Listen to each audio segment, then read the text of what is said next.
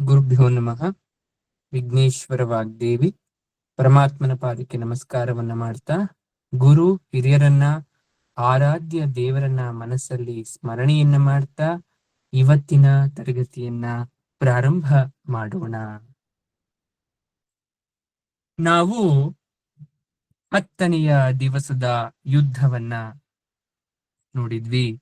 ಇವತ್ತು 11ನೇ ದಿವಸದ ಯುದ್ಧ, ಕುರುಕ್ಷೇತ್ರ ಯುದ್ಧದಲ್ಲಿ ಏನಾಗ್ತಾ ಇದೆ ಅನ್ನೋ ಬೆಳವಣಿಗೆಗಳನ್ನ ನೋಡ್ತಾ ಹೋಗೋಣ. 11ನೆಯ ದಿನ ಸೂರ್ಯೋದಯ ಆಗಬೇಕು, ಆದ್ರೆ ಇನ್ನೂ ಒಂದು ಮುಹೂರ್ತ ಬಾಕಿ ಇದೆ.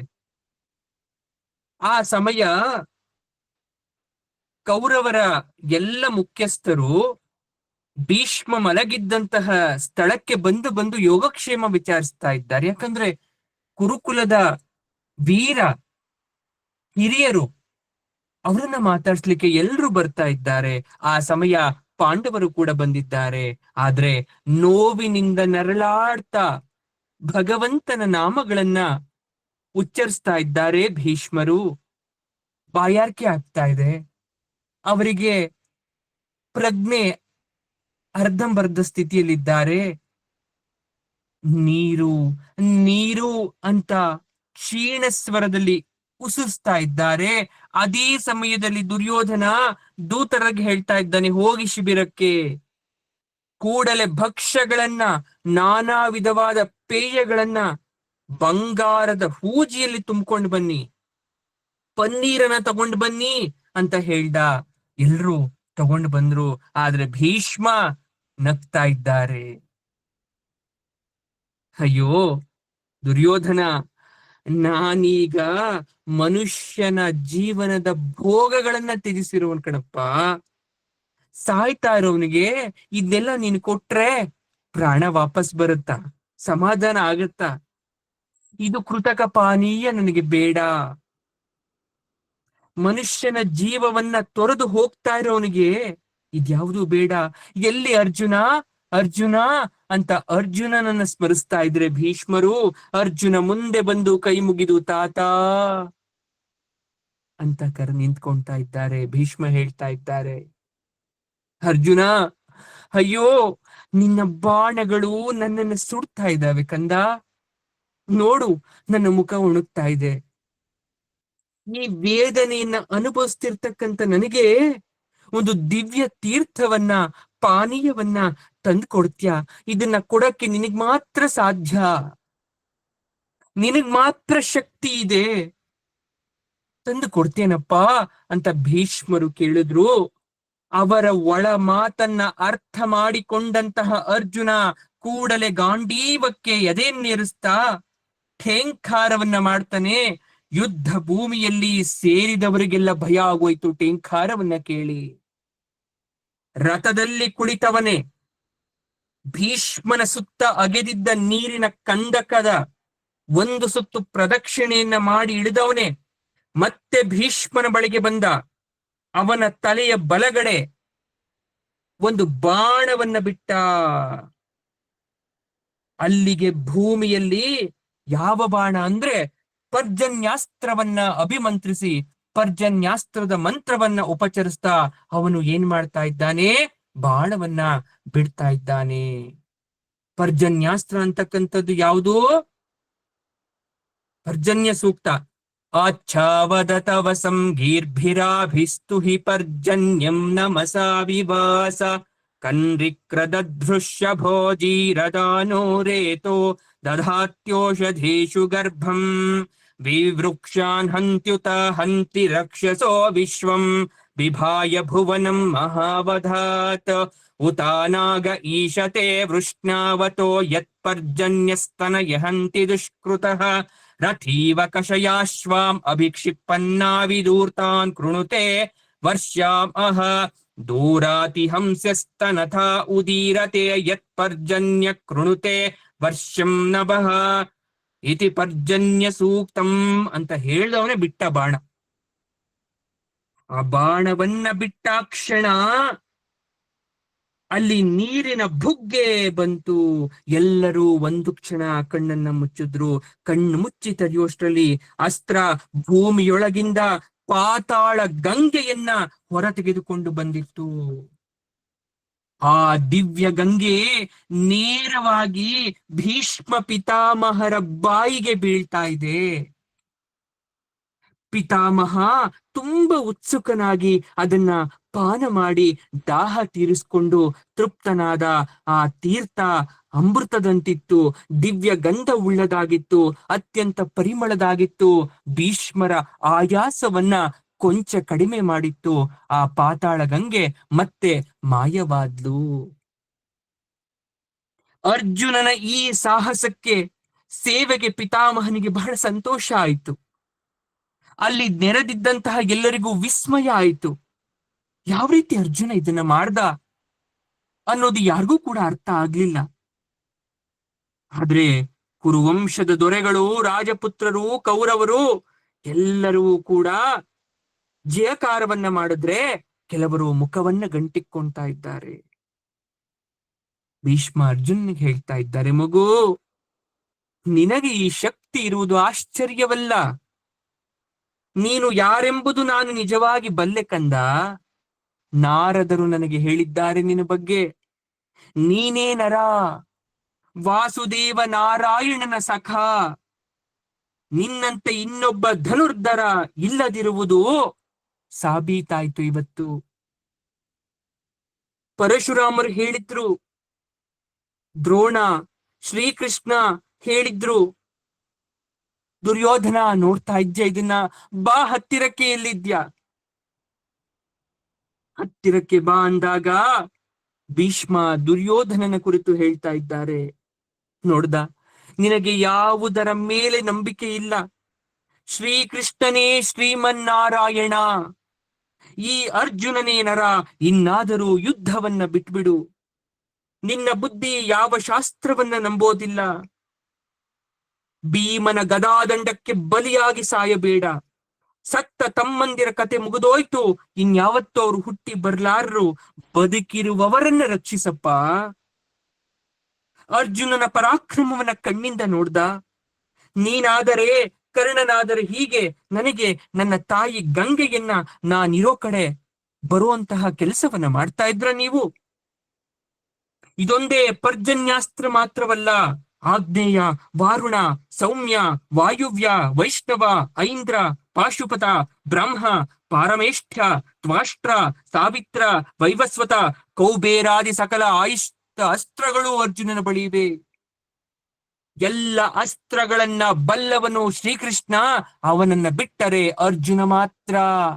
ನನಗೂ ಕೂಡ ಕೆಲವು ಅಸ್ತ್ರಗಳ ಪರಿಚಯವಿಲ್ಲ. ಬೇರಾರು ಇಲ್ಲ. ಕರ್ಣನ ಮಾತುಗಳನ್ನ ನಂಬಬೇಡ. ಯಾರೂ ಇವನನ್ನ ಗೆಲ್ಲಲಾರರು.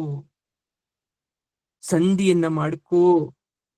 ಕೃಷ್ಣಾರ್ಜುನರು ಒಟ್ಟಿಗೆ ಒಂದೇ ರಥದಲ್ಲಿರುವ ತನಕ ನಿನಗೆ ಜಯ ಸಾಧ್ಯವಿಲ್ಲ. ಇದು ಸತ್ಯ, ಕೋಪಿಸಬೇಡ. ಈ ಭೀಷ್ಮ ಹೀಗೆ ಅಂತ್ಯಕಾಲದಲ್ಲೂ ಕೂಡ ನಮ್ಗೆ ಬುದ್ಧಿವಾದ ಹೇಳ್ತಾ ಇದ್ದಾನೆ ಅಂತ ಅನ್ಕೋಬೇಡ. ಅರ್ಧವನ್ನ ಕಳ್ಕೊಂಡ್ಬಿಟ್ಟಿದ್ಯಾ, ಇನ್ನರ್ಧವನ್ನ ಕಳ್ಕೋಬೇಡ. ಎಲ್ಲ ಮಾತುಗಳನ್ನ ಮೌನದಿಂದ ಕೇಳಿಸ್ಕೊಳ್ತಾ ಇದ್ದಾನೆ. ಆದ್ರೆ ಕೋಪ ಬಂತು, ಅವನ ಮನಸ್ಸು ಕುದೀತು.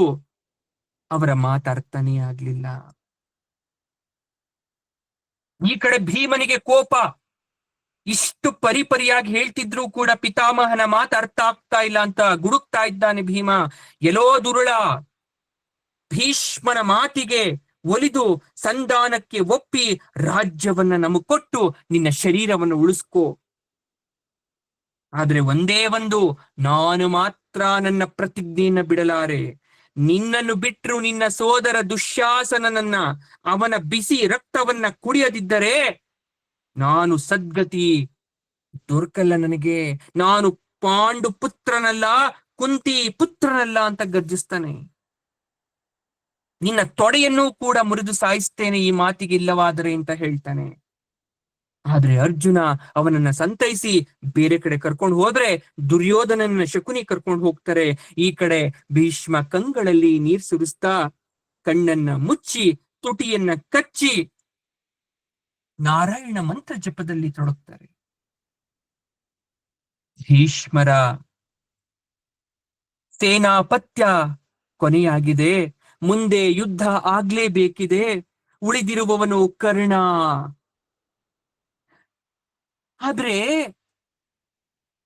ಈ ಕರ್ಣ ಬಹಳ ಉಪಾಯದಲ್ಲಿ ಯಾರಿಗೂ ಅರಿವಿಲ್ಲದಂತೆ ಭೀಷ್ಮ ಪಿತಾರನ್ನ ಮಹಾರನ್ನ ಒಂಟಿಯಾಗಿ ಭೇಟಿ ಆಗ್ತಕ್ಕಂಥ ಸಂದರ್ಭ ಬಂತು. ಭೀಷ್ಮ ಶಸ್ತ್ರ ಸನ್ಯಾಸ ಮಾಡೋ ತನಕ ನಾನು ಯುದ್ಧ ಭೂಮಿಗೆ ಕಾಲಿಡಲ್ಲ ಅಂತ ಹೇಳಿದ್ದ ಕರ್ಣ.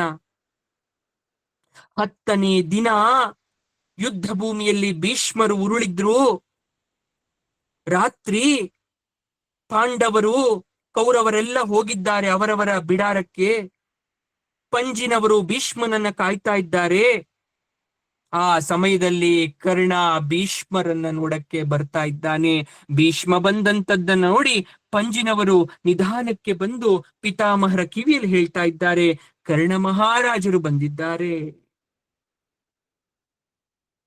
ಭೀಷ್ಮನಿಗೆ ಆಶ್ಚರ್ಯ, ಏನು ಕರ್ಣ ನನ್ನನ್ನು ನೋಡಕ್ ಬಂದಿದ್ದಾನಾ? ಕಣ್ಣು ಮುಚ್ಚಿದವರು ಕಣ್ಣನ್ನ ತೆಗೆದ್ರು, ಪ್ರಜ್ಞಾಸ್ಥಿತಿರಾದ್ರು. ಮಲಗಿ ಇದ್ದಲ್ಲಿಂದಲೇ ಕಣ್ಣನ್ನ ಅರಳಿಸಿ ನೋಡ್ತಾರೆ. ಅವ್ರ ಕಣ್ಣನ್ನ ಅವ್ರಿಗೆ ನಂಬಕ್ ಆಗ್ತಾ ಇಲ್ಲ. ಕರ್ಣ ಬಂದಿದ್ದ, ಹಾಗಾದ್ರೆ ಯಾಕೆ ಬಂದ? ಕರ್ಣ ಏಕಿಲ್ಲಿಗೆ ಬಂದೆ? ಪಶ್ಚಾತ್ತಾಪ ಆಗೋಗಿತ್ತು ಕರ್ಣನಿಗೆ. ನೀನು ಬದುಕಿರೋ ತನಕ ಬಿಲ್ಲೆತ್ತೋದಿಲ್ಲ, ಯುದ್ಧ ಮಾಡೋದಿಲ್ಲ ಅಂತ ಪ್ರತಿಜ್ಞೆ ಮಾಡಿದ್ದ. ಆದ್ರೆ ಈ ಭೀಷ್ಮನ ಸ್ಥಿತಿ ಚಿಂತಾಜನಕವಾಗಿತ್ತು.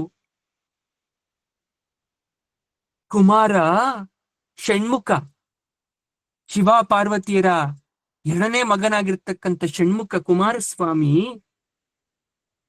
ಹುಟ್ಟಿದ ಜಾಗವಾದ ಶರವಣದಲ್ಲಿಯೇ ಮಲಗಿದ್ದಂತೆ ಭೀಷ್ಮ ಮಲಗಿರೋದು ಕರ್ಣನ ಕಣ್ಣಿಗೆ ಕಾಣಿಸ್ಬಿಡ್ತು.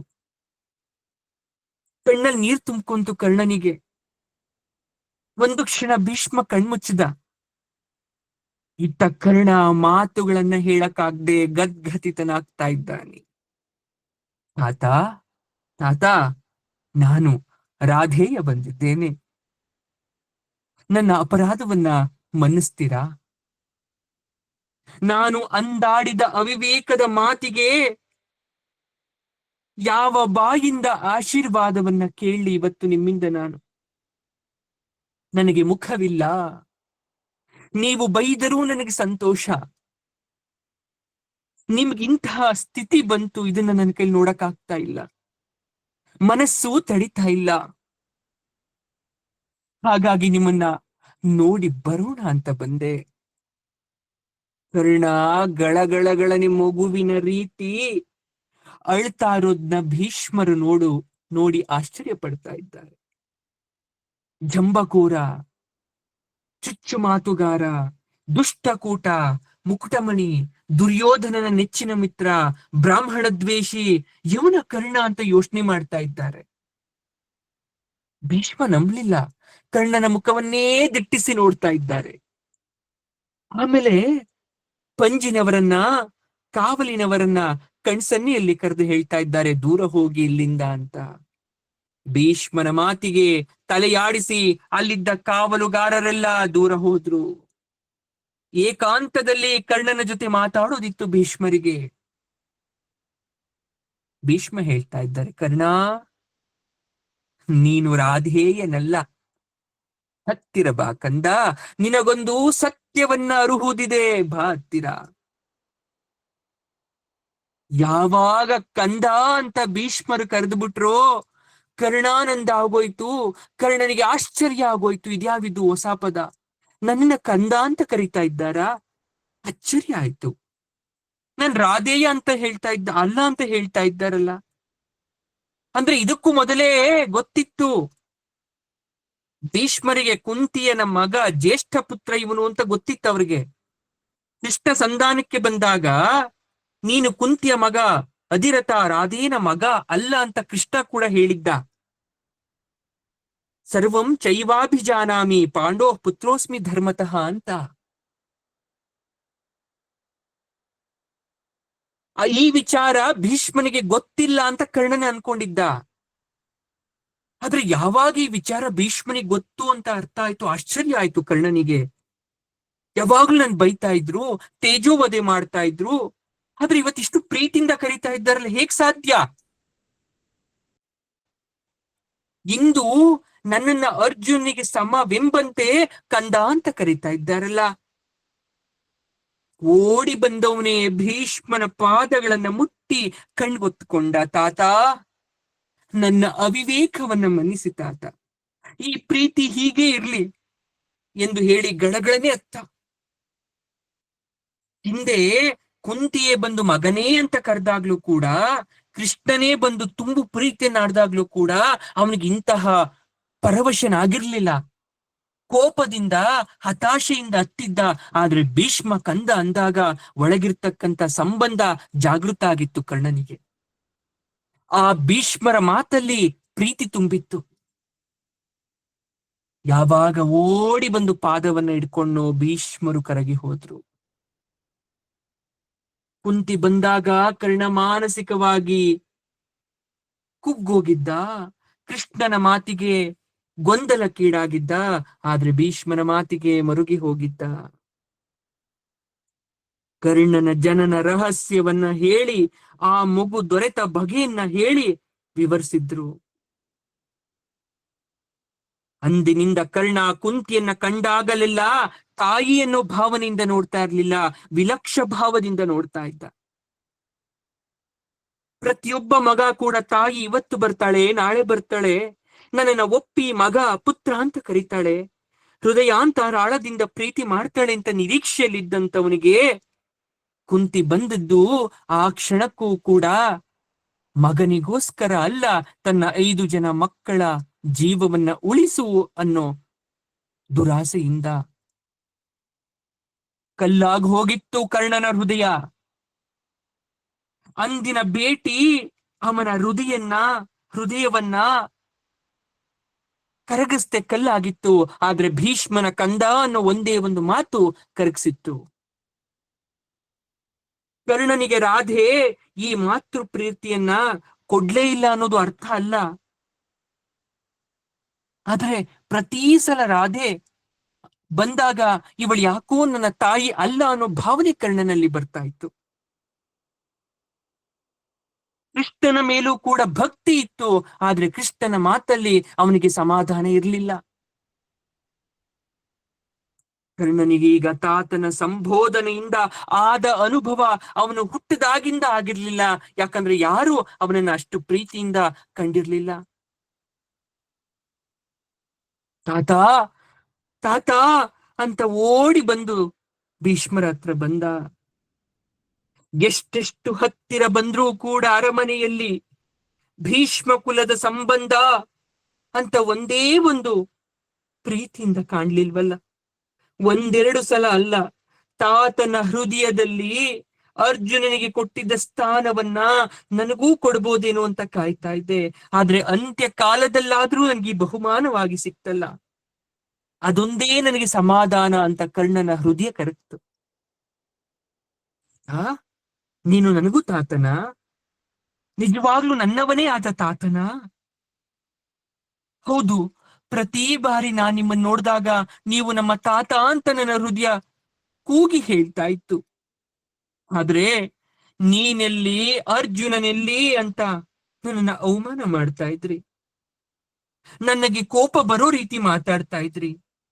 ನಾನೇನ್ ತಪ್ಪು ಮಾಡಿದ್ದೆ ಅಂತ ಪಾದದ ಬಳಿ ಕುಳಿತು ಕರ್ಣ ಕೇಳಬೇಕಾದ್ರೆ ಕಣ್ಸನ್ನೆ ಮಾಡ್ತಾ ಇದ್ದಾರೆ ಭೀಷ್ಮರು. ಹತ್ತಿರಕ್ಕೆ ಬಾ ಅಂತ.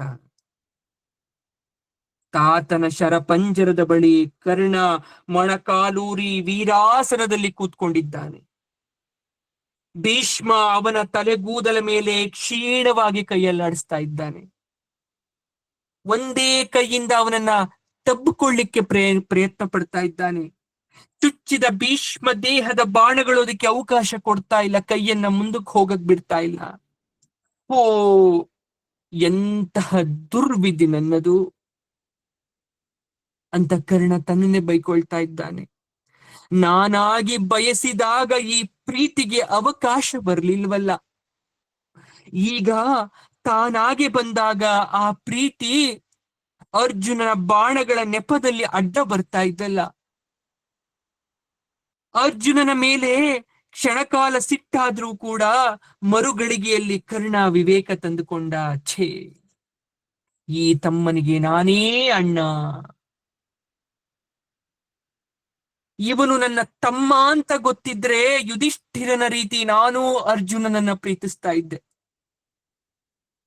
ಬೇಕೆಂದೇ ನನಗಡ್ಡ ಬರುವ ಈ ಬಾಣಗಳನ್ನ ತಾತನ ಮೇಲೆ ಬಿಟ್ಟವನಲ್ಲ. ಅವನಿಗೂ ಧರ್ಮ ಸಂಕಟ. ಅಳ್ತಾ ಇದ್ದಾನೆ ಬಿಕ್ಕಿ ಬಿಕ್ಕಿ. ತಾತ ಏನ್ ಹೇಳ್ತಾನೆ ಅಂತ ನಿರೀಕ್ಷೆಯಲ್ಲಿ ಕಾಯ್ತಾ ಇದ್ದಾನೆ. ಮಗು, ಬಾ, ಎಷ್ಟು ಹತ್ತಿರ ಸಾಧ್ಯವೋ ಅಷ್ಟು ಬಾ.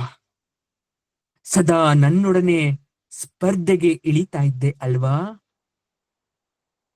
ಹೀಗೆ ನೀನು ಬಂದ ನನ್ನ ಆಪತ್ ಕಾಲದಲ್ಲಿ ಹಳೆಯ ಭಾವನೆಗಳನ್ನೆಲ್ಲ ಮರೆತು ಮಾತಾಡಿಸ್ತಾ ಇದ್ದಿದ್ರೆ ನಿನಗೆ ಶ್ರೇಯಸ್ ಆಗ್ತಾ ಇರ್ಲಿಲ್ಲ.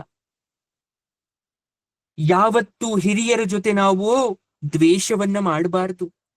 ಗುರುಗಳ ಜೊತೆ ಪೈಪೋಟಿಗೆ ಇಳಿಬಾರ್ದು, ನಿಂದಿಸಬಾರ್ದು. ಅವರು ನಮ್ಮನ್ನ ನಿಂದಿಸಿದ್ರು, ಎಷ್ಟೇ ನಮಗೆ ಅವಮಾನ ಮಾಡಿದ್ರು ಅಂತ್ಯಕಾಲದಲ್ಲಿ ಅದನ್ನೆಲ್ಲವನ್ನ ಮರೆತು ಹೋಗಬೇಕು. ಆಗ ಮಾತ್ರ ಚಿಕ್ಕವರಿಗೆ ಶ್ರೇಯಸ್ಸು. ಇವತ್ ನೀನು ಆ ಕೆಲಸ ಮಾಡ್ದೆ. ನೀನು ಸೂರ್ಯಪುತ್ರನಾಗಿ ಕುಂತಿಯಲ್ಲಿ ಹುಟ್ಟಿದವನೆಂದು ನನಗೆ ನಾರದರು ಮೊದಲೇ ಹೇಳಿದ್ರು ಕಂದ, ಹೇಳಿದ್ರು ಮೊದಲೇ. ಆಮೇಲೆ ವೇದವ್ಯಾಸರೂ ಸಹ ಹೇಳಿದ್ರು, ಮಗು ಇಲ್ಲಿ ನೋಡು, ಸತ್ಯವಾಗಿ ನನಗೆ ನಿನ್ನ ಮೇಲೆ ದ್ವೇಷವಿಲ್ಲ ಕಂದ, ನನ್ನಾಣೆ ನಂಬು. ನೀನು ದುರ್ಯೋಧನನನ್ನ ಯುದ್ಧಕ್ಕೆ, ಪಾಂಡವ ದ್ವೇಷಕ್ಕೆ ಪ್ರೋತ್ಸಾಹ ಕೊಡೋದನ್ನ ನೋಡಿ ತಡಿಬೇಕು ಅನ್ನೋ ಒಂದೇ ಒಂದು ಕಾರಣಕ್ಕೋಸ್ಕರ ನಿನ್ನ ಮೇಲೆ ನಾನು ದ್ವೇಷವನ್ನ ಸಾಧಿಸ್ತೆ. ಆ ದುಷ್ಟ ಹವಣಿಕೆಯನ್ನ ಬಿಡ್ತಾನೆ ಕುಲ ರಕ್ಷಣೆಯನ್ನ ಮಾಡ್ಬೋದು ಅನ್ನೋ ತವಕ ನಿನ್ನ ಉತ್ಸಾಹವನ್ನ ತಗ್ಗಿಸ್ತಾ ಇದೆ. ನೀನಾದರೋ ನಿಷ್ಕಾರಣವಾಗಿ ಏಕೆ ಪಾಂಡವರನ್ನ ದ್ವೇಷಿಸ್ತೀಯ? ಅವರು ಏನ್ ನಿನ್ಗೆ ಅಪರಾಧವನ್ನ ಮಾಡಿದ್ರು? ಕರ್ಣ ಗಂಭೀರ ಮನಸ್ಥಿತಿಯಲ್ಲಿ ಯೋಚನೆ ಮಾಡ್ತಾ ಇದ್ದಾನೆ. ಮತ್ತೆ ಮನಸ್ಸು ಯಾಕೋ ಕಲ್ಲಾಗ್ತಾ ಇದೆ. ಪರವಶ ಭಾವ ತೊಲಗ್ತು. ಭೀಷ್ಮ ಏನೋ ಹೇಳ್ತಾನೆಂದೆ ಮತ್ತೆ ಅದೇ ವಿಚಾರಕ್ಕೆ ಬಂದಲ್ಲ ಅನ್ನೋ ಬೇಸರ. ಅವನ ಮುಖವನ್ನ ನೋಡಿ ಅರ್ಥ ಮಾಡ್ಕೊಂಡಂತ ಭೀಷ್ಮರು ಹೇಳ್ತಾ ಇದ್ದಾರೆ, ಒಂದು ಮಾತು ಹೇಳ್ತೇನೆ, ಕೋಪಿಸ್ಕೋಬೇಡ. ನಿನ್ನ ಸ್ವಭಾವ ಏಕೆ ಈ ರೀತಿ ಆಗಿದೆ ನಂಗೆ ಅರ್ಥ ಆಗ್ತಾ ಇಲ್ಲ. ಹೇಳ್ಬೋದಾ? ನೀನು ನಿನ್ನ ತಾಯಿ ಮಾಡಿದ ಧರ್ಮ ಲೋಪದಲ್ಲಿ ಹುಟ್ಟಿದವನು. ಆಮೇಲೆ ನೀನ್ ಮಾಡಿದ್ದು ಕೂಡ ನೀಚಾಶ್ರಯ. ಆದ್ರೆ ಗುಣಿಗಳಾದಂತ ಪಾಂಡವರನ್ನ ದ್ವೇಷಿಸ್ತಾ ಮತ್ಸರವನ್ನ ಬೆಳೆಸ್ಕೊಂಡ್ಬಿಟ್ಟಲ್ಲ. ಯಾಕೆ? ಯಾವ ಉದ್ದೇಶದಿಂದ? ನಿನ್ನ ಬುದ್ಧಿ ಯಾಕೆ ಈ ರೀತಿ ವಿಕೃತ ಆಯ್ತು? ನಿನ್ನ ಬುದ್ಧಿಯನ್ನ ಸರಿದಾರಿಗೆ ತರಬೇಕು ಅಂತ ನಾನು ನಿನ್ಗೆ ಅವಮಾನವನ್ನ ಮಾಡಿ ಎಚ್ಚರಿಕೆಯ ಮಾತುಗಳನ್ನ ಹೇಳ್ತಾ ಇದ್ದೆ. ನಿನ್ನ ಉಳಿದ ಸದ್ಗುಣಗಳನ್ನ ನನ್ಗೆ ಗೊತ್ತಿಲ್ಲ ಅಂತ ಅನ್ಕೊಂಡಿದ್ಯಪ್ಪ. ನೀನು ನಿಜವಾಗಿಯೂ ಸಮರಶೂರ. ಶತ್ರುಗಳು ನಿನ್ನನ್ನ ಎದುರಿಸೋದು ಕಷ್ಟ. ನೀನು ಬ್ರಾಹ್ಮಣ ಪೂಜಕ. ವೇದವನ್ನು ಗೌರವಿಸುವ ಬ್ರಾಹ್ಮಣ್ಯ ಗುಣ ನಿನ್ನಲ್ಲುಂಟು. ನೀನು ಶೂರನಾದಂತೆ ಮಹಾದಾನ ಶೂರನು. ಆಶ್ಚರ್ಯ ಪಡಬೇಡ. ಸದಾಕಾಲ ಬೈಯುತ್ತಿದ್ದ ತಾತ ಇಂದು ನನ್ನನ್ನು ಹೊಗಳ್ತಾ ಇದ್ದಾನೆ ಅಂತ ಆಶ್ಚರ್ಯ ಪಡಬೇಡ. ನಿನ್ನ ಮುಖವನ್ನ ನೋಡಿದ ತಕ್ಷಣ ನಿನ್ನ ಗುಣಗಳು ನನಗೆ ಅರ್ಥ ಆಯ್ತು. ಆದ್ರೆ ನಿನ್ನನ್ನ ಕೌರವರ ಮುಂದೆ ಹೊಗಳಬಾರದು ಅನ್ನೋ ಕಾರಣಕ್ಕೋಸ್ಕರ ಹೊಗಳಿಲ್ಲ. ಗದ್ಗದಿತನಾಗ್ತಾನೆ ಕರ್ಣ, ಭಾವಪರಿಶನಾಗ್ತಾನೆ. ಕರ್ಣ ತಾತನ ಕಣ್ಣಲ್ಲಿದ್ದಂತಹ ನೀರನ್ನ ಒರೆಸ್ತಾ ಇದ್ದಾನೆ. ಅವನ ಕರಸ್ಪರ್ಶದಿಂದ ತಾತನಿಗೂ ಕೂಡ ಒಂದು ರೀತಿಯಾದಂತಹ ರೋಮಾಂಚನ ಆಗುತ್ತೆ. ಆ ಕೈಯನ್ನೇ ಹಿಡಿದು ಮೆಲ್ಲನೆ ಸ್ಪರ್ಶ ಮಾಡ್ತಾ ತಾತ ಹೇಳ್ತಾ ಇದ್ದಾನೆ, ಕರ್ಣ, ಈ ಭೂಮಿಯನ್ನ ಬಿಟ್ಟು ಹೊರಡುವಾಗ ಎಲ್ಲ ಲೆಕ್ಕಗಳನ್ನ ಸಮ ಮಾಡಿ ಹೊರಡಬೇಕು. ಭೂಮಿಯ ಋಣ ನನಗೆ ಉಳಿಬಾರ್ದು ಕಂದ. ನನಗೆ ನೀನು ಒಂದೇ, ಅರ್ಜುನನು ಒಂದೇ, ದುರ್ಯೋಧನನು ಒಂದೇ, ಭೀಮನು ಒಂದೇ. ಈ ಸದ್ಗುಣಗಳೆಲ್ಲ ನಿನ್ನನ್ನ ದೇವತೆಯಂತೆ ತೋರಿಸುತ್ತೆ. ಇದನ್ನ ತಪ್ಪಿಸ್ಬೇಕು, ಯುದ್ಧವನ್ನ ತಪ್ಪಿಸ್ಬೇಕು ಅಂತಕ್ಕಂಥದ್ದು ಒಂದೇ ನನ್ನ ಮನಸ್ಸಲ್ಲಿದ್ದಿದ್ದು. ಅಸ್ತ್ರ ಸಂಧಾನದಲ್ಲಿ, ಅಸ್ತ್ರ ಪ್ರಯೋಗದಲ್ಲಿ, ಕೈ ಚಳಕದಲ್ಲಿ, ಅಸ್ತ್ರ ಬಲದಲ್ಲಿ ನೀನು ಅರ್ಜುನನಿಗೂ ಕೃಷ್ಣನಿಗೂ ಸಮನಾಗಿದ್ದೀಯಾ. ನನ್ನ ಮಾತನ್ನ ನಂಬು. ನೀನೊಬ್ಬನೇ ಕುರುರಾಜನಿಗಾಗಿ ಕನ್ಯೆ ತರಲು ಕಾಶಿಪುರಕ್ಕೆ ಹೋಗಿ ಉಳಿದ ದೊರೆಗಳನ್ನ ಮೆಟ್ಟಿ ಬರ್ಲಿಲ್ವಾ? ಜರಾಸಂಧನನ್ನ ಒಬ್ಬನೇ ಎದುರಿಸ್ತಿಲ್ವಾ? ದೇವತೆಗಳಿಗೆ ಸಮನಾದ ಪರಾಕ್ರಮ ನಿನ್ಗಿದೆ ಅಲ್ವಾ? ಆದ್ರೆ ಒಂದು ಅರ್ಥ ಮಾಡ್ಕೋ, ವಿಧಿಯನ್ನ ತಡೆಯೋರು ಯಾರಪ್ಪ? ನನ್ನ ಯತ್ನವೆಲ್ಲ ವ್ಯರ್ಥ ಆಯ್ತು. ಈಗ್ಲೂ ಒಂದು ಮಾತು ಹೇಳ್ತೀನಿ, ನಡೆಸ್ಕೊಡ್ತೀಯಾ? ನಿಶ್ಚಿಂತೆಯಿಂದ ಪ್ರಾಣ ಬಿಟ್ಬಿಡ್ತೀನಿ ನಾನು. ಹೇಳ್ಕಂದ. ಹಾಗೆ ಆಗ್ಲಿ. ಹೇಳಿ ತಾತ, ಏನು ಬೇಕು ನಿಮಗೆ? ಇಷ್ಟು ಪ್ರೀತಿಯಿಂದ ಕೊನೆಯ ಗಳಿಗೆಯಲ್ಲಿ ನನ್ನ ಹತ್ರ ಏನೋ ಕೇಳ್ತಾ ಇದ್ದೀರಾ? ಏನ್ ಬೇಕು ನಿಮಗೆ? ಈ ವೃದ್ಧ ಪಿತಾಮಹ ವೀರ ಮರಣ ಶಯ್ಯೆಯಲ್ಲಿದ್ದಾನೆ, ನನ್ನಿಂದ ಬಯಸ್ತಾ ಇದ್ದಾನ. ಹೌದು, ನನ್ನನ್ನ ದಾನ ಗುಣ ಅಂತ ಕರೀತಾ ಇದ್ದಾರೆ, ಅಸ್ತು ಅನ್ನೋದೇ ಸರಿ. ಮರುಗಳಿಗೆಯಲ್ಲಿ ಹೇಳುತ್ತೆ, ಆಟ ಹೇಳು, ಏನು ಬೇಕು ಹೇಳು. ಭೀಷ್ಮರು ಹೇಳ್ತಾ ಇದ್ದಾರೆ, ಪಾಂಡವರು ನಿನ್ನ ನಿಜ ಸೋದರರು. ಈಗ ಯುದ್ಧ ನಿಲ್ಲುವುದು ನಿನ್ನ ಕೈಲಿದೆ. ದುರ್ಯೋಧನನಿಗೆ ಬುದ್ಧಿ ಹೇಳು, ಅವರನ್ನ ಸೇರ್ಕು ಅಂತ. ಖಂಡಿತ ಯುದ್ಧ ನಿಲ್ಲುತ್ತೆ. ಇದಕ್ಕಿಂತ ಪ್ರಿಯವಾದದ್ದು ನನಗೆ ಮತ್ತೊಂದಿಲ್ಲ ಅಂದ್ರು. ಕರ್ಣ ನಿಟ್ಟುಸಿರನ್ನ ಬಿಟ್ಟು ಅಳ್ತಾ ಇದ್ದಾನೆ. ತಾತ, ನೀನು ಹೇಳುತ್ತಿರುವುದೆಲ್ಲ ನಿಜ, ಆದರೆ ಕಾಲ ಮಿಂಚಿ ಹೋಗಿದೆ. ಸಕಾಲದಲ್ಲಿ ನಾನು ಪಾಂಡು ಪುತ್ರನೆಂದು ತಿಳಿದಿದ್ದರೆ ನಾನು ಈ ವಿಚಾರ ಮಾಡ್ತಾ ಇದ್ದೆ. ಈಗ ನಡೆದು ಬಂದ ಹಾದಿಯಲ್ಲಿ ಮತ್ತೆ ಪುನಃ ಹೋಗ್ಲಿಕ್ಕೆ ಅವಕಾಶವಿಲ್ಲ. ಲೋಕ ನನ್ನನ್ನ ಛೀ ಥೂ ಅಂತ ಅನ್ನಬಾರ್ದು. ಸರಿಯೋ ತಪ್ಪು, ಒಂದು ದಾರಿಯಲ್ಲಿ ನಡೆದ ಮೇಲೆ ಮತ್ತೆ ಹಿಂದಿರುಗೋದು ಸೂಕ್ತ ಅಲ್ಲ. ಕೃಷ್ಣ ಕುಂತಿ ಇದೇ ಮಾತನ್ನ ಹೇಳಿದ್ರು, ಆಗೋದಿಲ್ಲ ಅಂತ ಬಂದೆ.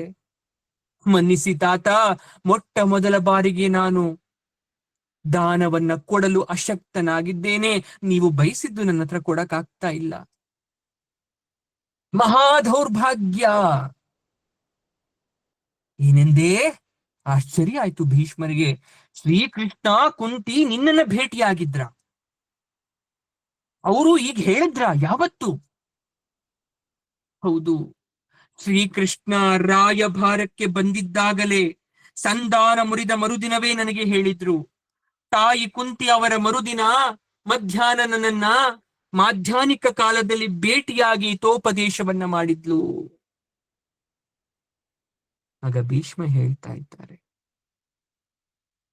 ಆನಂದ ಬಾಷ್ಪ ಆಯ್ತು. ಕೃಷ್ಣ ಭೇಟಿಯಾಗಿದ್ದು, ಕುಂತಿ ಭೇಟಿಯಾಗಿದ್ದು. ಇದೇ ನಿನ್ನ ನಿಶ್ಚಯವಾದರೆ ನಾನು ಹತಭಾಗ್ಯ ಕರ್ಣ, ನಿರಾಸೆಯಲ್ಲೇ ಸಾಯ್ತೇನೆ. ವಿಧಿ ಏನು ಮಾಡಕ್ಕಾಗಲ್ಲ. ಕರ್ಣ ಹೇಳ್ತಾನೆ, ತಾತ, ನಾನೊಂದು ಹೇಳ, ತಪ್ಪು ತಿಳಿಬಾರ್ದು. ಅವಿವೇಕಿ ಅಂತ ನನ್ನನ್ನ ಬೈಬಾರ್ದು. ಏನಾದ್ರೂ ತಪ್ಪಿದ್ರೆ ತಿದ್ದಿ ನನ್ನನ್ನು ಅನುಗ್ರಹಿಸ್ತೀರಾ? ಹೇಳು ಕಂದ, ಯಾಕೆ ಭಯ? ನೀವೇ ಪಾಂಡವರತ್ತ ನಿಲ್ಬೋದಾಗಿತ್ತಲ್ಲ. ನನಗೆ ಹೇಳ್ತಾ ಇದ್ದೀರಲ್ಲ, ನೀವ್ಯಾಕೆ ಪಾಂಡವರತ್ರ ನಿಲ್ಲಿಲ್ಲ? ನೀವೇ ಮಾಡಲಾಗದೇ ಇರೋದನ್ನ ನಿಮ್ಮ ಅವಸಾನದ ಕಾಲದಲ್ಲಿ ನನಗೆ ಮಾಡು ಅಂತ ಹೇಳ್ತಾ ಇದ್ದೀರಲ್ಲ, ಇದರ ಮರ್ಮವೇನು?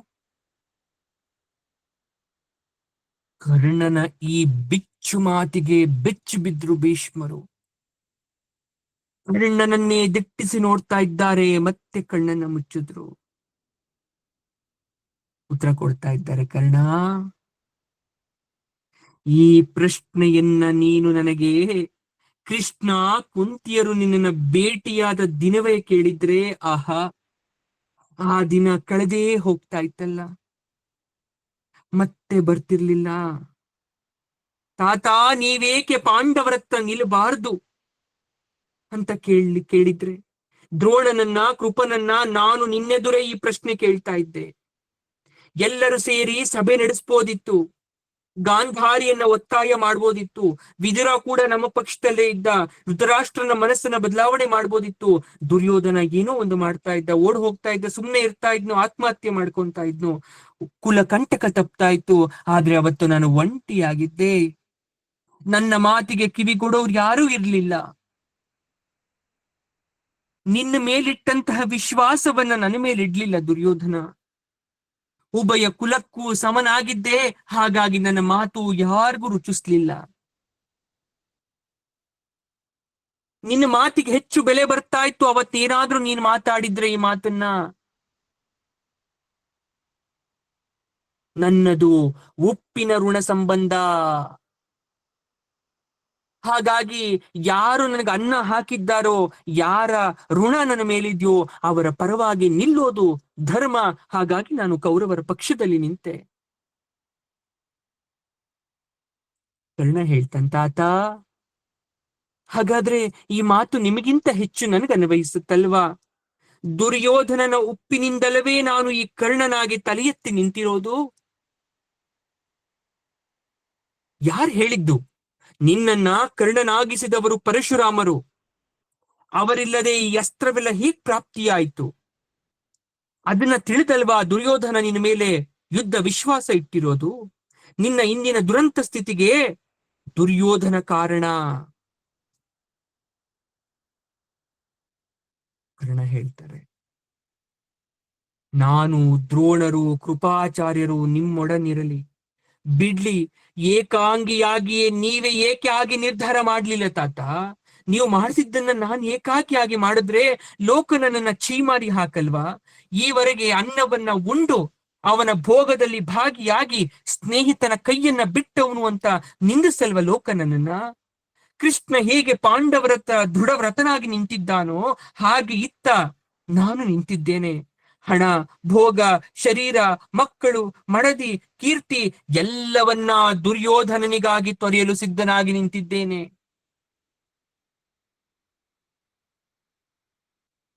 ಅವನ ಗಟ್ಟಿ ಮಾತನ್ನ ಕೇಳಿದಂತ ಭೀಷ್ಮರು ಹೇಳ್ತಾ ಇದ್ದಾರೆ, ಹಾಗಾದರೆ ನನಗಾದ ದುರಂತ ನಿನಗೂ ತಪ್ಪದು ಕರ್ಣ, ಎಚ್ಚರಿಕೆ. ದೈವ ಚಿತ್ತ, ನಿನ್ನ ಸಾವು ನನ್ನಂತೆಯೇ ಬರದಿದ್ರೆ ನಾನೇನು ಮಾಡಲಿ? ಆತ, ದುರ್ಯೋಧನ ವಿಜಯಿಯಾಗಲಾರ, ಧರ್ಮಕ್ಕೆ ಜಯ ಅನ್ನೋದು ನನಗೂ ಕೂಡ ಅರಿವಿದೆ. ಧನಂಜಯನೊಡನೆ ನನಗೆ ಬರಲಿರುವ ಯುದ್ಧವನ್ನ ಯಾರೂ ತಪ್ಪಿಸಲಾರರು. ಹಾಗೆ ನಾನು ವೀರ ಮರಣವನ್ನ ಹೊಂದುತ್ತೀನಿ ಅನ್ನೋ ಸತ್ಯ ನನಗೆ ಗೊತ್ತು ತಾತ. ಆದ್ರೆ ಒಂದೇ ಒಂದು, ನಿಮ್ಮ ಮನಸ್ಸನ್ನ ನೋಯಿಸ್ಬಿಟ್ಟೆ, ಆಡಮಾರದ ಮಾತುಗಳನ್ನ ಆಡ್ಬಿಟ್ಟೆ. ನನ್ನನ್ನ ಕ್ಷಮಿಸ್ತಿದ್ದೀನಿ ಅಂತ ಒಂದೇ ಒಂದು ಮಾತನ್ನ ಹೇಳಿ. ಎರಡನೇದಾಗಿ, ಇನ್ನು ಯುದ್ಧದಲ್ಲಿ ಪಾಲ್ಗೊಳ್ಳಿಕ್ಕೆ ನನಗೆ ಅನುಮತಿಯನ್ನ ನೀಡಿ, ನಿಮ್ಮ ನಂತರ ಆ ಸೇನಾ ಪಕ್ಷವನ್ನ ವಹಿಸ್ಕೊಳ್ಳಿಕ್ಕೆ ನನಗೆ ಅವಕಾಶವನ್ನ ಕೊಡಿ. ಆಗ ಭೀಷ್ಮರು ಹೇಳಿದ್ರು, ಸ್ವರ್ಗ ಕಾಮನಾಗಿ ಯುದ್ಧ ಮಾಡು, ಸತ್ಪುರುಷರ ನಡವಳಿಕೆಗಳನ್ನ ಮೀರ್ಬೇಡ, ಅಹಂಕಾರವನ್ನ ಬಿಡು, ಜಿತೇಂದ್ರಿಯನಾಗಿ ಧರ್ಮ ಬಿಡದೆ ಯುದ್ಧ ಮಾಡೋ, ದೈವ ಇಚ್ಛೆಯಂತೆ ಆಗುವುದು. ಕರ್ಣ ಭೀಷ್ಮರ ಪಾದಗಳಿಗೆ ಬಿದ್ದು ನಮಸ್ಕಾರವನ್ನ ಮಾಡ್ತಾ ಕಣ್ಣಿನಲ್ಲಿ ನೀರನ್ನ ಸುರಿಸ್ತಾ ಹೊರಟೋದ್ರು. ಇತ್ತ ಅದೇ ರಾತ್ರಿ ಕೌರವರ ಸಭೆ ದುರ್ಯೋಧನನ ಶಿಬಿರದಲ್ಲಿ ಸೇರ್ತಾ ಇದೆ.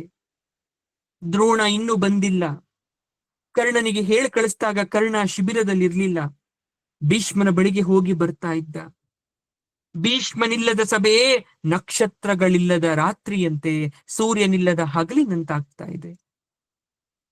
ಯಾರು ಕೇಳೋರಿಲ್ಲ ಅವರನ್ನ. ಕರ್ಣನಿಗೆ ಈಗ ಸೇನಾಧಿಪತಿಯ ಪಟ್ಟ ಕಟ್ಟಬೇಕಾಯ್ತು, ಯಾಕಂದ್ರೆ ಅವನೇ ಸಮರ್ಥ ನಾಯಕ ಅಂತ ಎಲ್ಲರೂ ಅಭಿಪ್ರಾಯ ಪಟ್ಟಿದ್ರು. ಶಕುನಿ ತಲೆ ತಗ್ಗಿಸಿ ಕೂತಿದ್ದ, ಯಾರೂ ಮಾತಾಡ್ಲಿಲ್ಲ.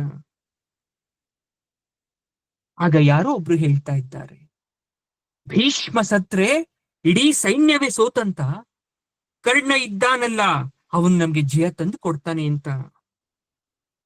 ಕರ್ಣ ಸೇನಾಧಿಪತಿ ಆದ್ರೆ ಸಾಕು, ರಥದಲ್ಲಿ ಅವನು ಕುಳಿತದ್ದನ್ನ ನೋಡಿಯೇ ಪಾಂಡವರು ಓಡ್ ಹೋಗ್ತಾರೆ. ದೇವತೆಗಳನ್ನೇ ಜಯಿಸ್ತವನು ಕರ್ಣ ಒಂದು ಕಾಲದಲ್ಲಿ, ಇನ್ನು ಆ ಪಾಂಡವರನ್ನ ಜಯಿಸಲ್ವಾ?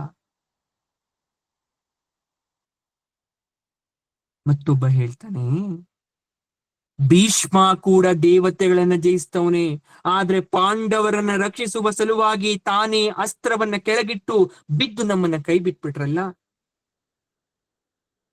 ಆ ಕ್ಷಣದಲ್ಲಿ ಕರ್ಣ ನೇರವಾಗಿ ಅಲ್ಲಿಗೆ ಬಂದ. ಯೋಧರು ಅವನ ಹೆಸರಿನಲ್ಲಿ ಜಯೋದ್ಗಾರವನ್ನ ಮಾಡ್ತಾ ಇದ್ದಾರೆ. ಕರ್ಣನಿಗೆ ಭಾರವಾದ ಮನಸ್ಸು, ಆದ್ರೂ ಕೂಡ ದುರ್ಯೋಧನನ ಮುಖವನ್ನ ನೋಡಿ ಗಟ್ಟಿಯಾದ. ದುರ್ಯೋಧನ ಮಾತಾಡಿಸ್ತಾ ಇದ್ದಾನೆ, ಮಿತ್ರ ಎಲ್ಲಿಗೆ ಹೋಗಿದ್ದೆ? ಭೀಷ್ಮನಿಗೆ ನಮಸ್ಕಾರವನ್ನ ಮಾಡಿ ಬರಲು, ಆಶೀರ್ವಾದವನ್ನ ಪಡೆಯಲು ಅಂತ ಹೇಳ್ದ. ಹೌದಾ, ತಾತ ಪ್ರೀತನಾದನೆ, ನಿನ್ನನ್ನ ಹರಸಿದನೆ? ಆಶ್ಚರ್ಯದಿಂದ ಕೇಳ್ತಾ ಇದ್ದಾನೆ ದುರ್ಯೋಧನ. ಹೌದು ಗೆಳೆಯ, ತುಂಬು ಹೃದಯದಿಂದ ಅಂತ ಉತ್ತರಿಸಿದ್ರು. ಇಬ್ಬರ ನಡುವೆ ಮಾತುಕತೆಯನ್ನ ಸಂಪೂರ್ಣವಾಗಿ ಹೇಳಲಿಲ್ಲ. ಆಗ ದುರ್ಯೋಧನ ಹೇಳ್ತಾ ಇದ್ದಾನೆ, ಈಗ ಆಪತ್ತಿನಲ್ಲಿದ್ದೇವೆ ಸ್ನೇಹಿತ, ಸೇನಾಧಿಪತ್ಯವನ್ನು ಯಾರಿಗೆ ವಹಿಸೋಣ? ಕರ್ಣನ? ಯಾರು ಅಂತ ಕೇಳಿದಾಗ ಕರ್ಣ ಹೇಳ್ತಾನೆ, ಹೊರಗಡೆ ಕರ್ಕೊಂಡು ಹೋಗಿ ಏಕಾಂತದಲ್ಲಿ ಮಾತಾಡ್ಬೇಕಲ್ಲ ದುರ್ಯೋಧನ. ಹೋದವರೇ ಮಾತಾಡ್ತಾ ಇದ್ದಾರೆ. ಕರ್ಣ ಒಂದು ಮಾತನ್ನ ಹೇಳ್ದ, ಮಿತ್ರ, ನಿನ್ನ ಮನಸ್ಸಿನಲ್ಲಿ ಏನಿರುವುದೆಂದು ನನಗೆ ಗೊತ್ತು. ನನಗೆ ಸೇನಾಧಿಪತಿಯ ಪಟ್ಟವನ್ನ ಕಟ್ತೀರಾ ಅಂತ. ಆದ್ರೆ ಯೋಚನೆ ಮಾಡಿ ನೋಡು, ಈಗ ಉಳಿದಿರುವವರಲ್ಲಿ ದ್ರೋಣರೇ ಹಿರಿಯರು. ಅವರನ್ನ ಬಿಟ್ಟು ನನಗೆ ಪಟ್ಟ ಕಟ್ಟಿದ್ದೆ ಆದ್ರೆ ಅವರಿಗೆ ಅವಮಾನ ಮಾಡೋ ತರ ಆಗತ್ತೆ. ಪೂಜ್ಯರು, ಕೌರವ ಕುಲಕ್ಕೆ ಧನುರ್ವಿದ್ಯಾಚಾರ್ಯರು, ಅವನನ್ನ ಬಿಟ್ಟು ನನಗ್ ಮಾಡಿದ್ರೆ ಕೃಪಾಚಾರ್ಯರಿಗೆ ಕೋಪ ಬರುತ್ತೆ. ಶಲ್ಯ, ಭೂರಿಶ್ರವಸು, ಕೃತವರ್ಮಾದಿಗಳು ಒಪ್ಪಿ ಮನಸ್ಸನ್ನ ಇಟ್ಟು ಯುದ್ಧ ಮಾಡಲ್ಲ. ಶಲ್ಯನಿಗೋ ಇತರರಿಗೋ ಮಾಡಿದ್ರೆ ದ್ರೋಣ ಶಸ್ತ್ರ ಸನ್ಯಾಸವನ್ನ ಮಾಡ್ತಾರೆ. ಅಶ್ವತ್ಥಾಮನಿಗೆ ಕಟ್ಟಣ ಅಂದ್ರೆ ಅವನು ಚಿಕ್ಕ ವಯಸ್ಸಿನವನು, ಸೈಂಧವನು ಕೂಡ ಬಹಳ ಚಿಕ್ಕವನು. ಮನೆಯ ಅಳಿಯನಿಗೆ ಕೊಟ್ಟು ಪಕ್ಷಪಾತ ಮಾಡಿದ್ರು ಅನ್ನೋದು ಬರುತ್ತೆ, ನಿನ್ ಮೇಲೆ ಆರೋಪ ಬರುತ್ತೆ, ಅಪಖ್ಯಾತಿ ಬರುತ್ತೆ. ಕೃತವರ್ಮನಿಗೆ ಮಾಡೋಣ ಅಂದ್ರೆ ಅವನು ನಮ್ಮವನಲ್ಲ, ಕೃಷ್ಣನ ಕಡೆಯಿಂದ ಬಂದವನು. ಅವನ ಮನಸ್ಸಲ್ಲಿ ಏನಿದೆ ಅಂತ ಯಾರಿಗ್ ಗೊತ್ತು? ಹಾಗಾಗಿ ದ್ರೋಣರನ್ನೇ ಮುಂದಿನ ಸೇನಾಧಿಪತಿಯನ್ನಾಗಿ ಮಾಡಿ ಅಂತ ಏಕಾಂತದಲ್ಲಿ ಕರ್ಣ ದುರ್ಯೋಧನನಿಗೆ ಬುದ್ಧಿವಾದವನ್ನ ಹೇಳ್ದ. ಆ ಮಾತು ಅವನಿಗೆ ಸರಿ ಕಾಣಿಸ್ತು. ಆಚಾರ್ಯರನ್ನ ನೋಡಕ್ ಹೋದ್ರು. ಆಚಾರ್ಯರು ಮಂಚದ ಮೇಲೆ ಮಲ್ಕೊಂಡಿದ್ರು ಕೂಡ ನಿದ್ರೆ ಬಂದಿರ್ಲಿಲ್ಲ. ಆಚಾರ್ಯರು ಕೂಡ ಯೋಗೀಶ್ವರರಾಗಿದ್ರು. ಬರೋದನ್ನೆಲ್ಲ ದೇವರ ಪಾದಕ್ಕೆ ಬಿಟ್ಟು ಕಣ್ಮುಚ್ಚಿ ಮಲ್ಕೊಂಡಿದ್ರು. ಭೀಷ್ಮ ಇಷ್ಟು ದಿವಸ ಪಿತಾಮಹರು ತಮ್ಮ ಜೊತೆ ನಿಂತು ಯುದ್ಧ ಮಾಡ್ತಾ ಇದ್ರು, ಪ್ರತಿ ಹಂತದಲ್ಲೂ ನನ್ನ ಜೊತೆ ಇದ್ರು.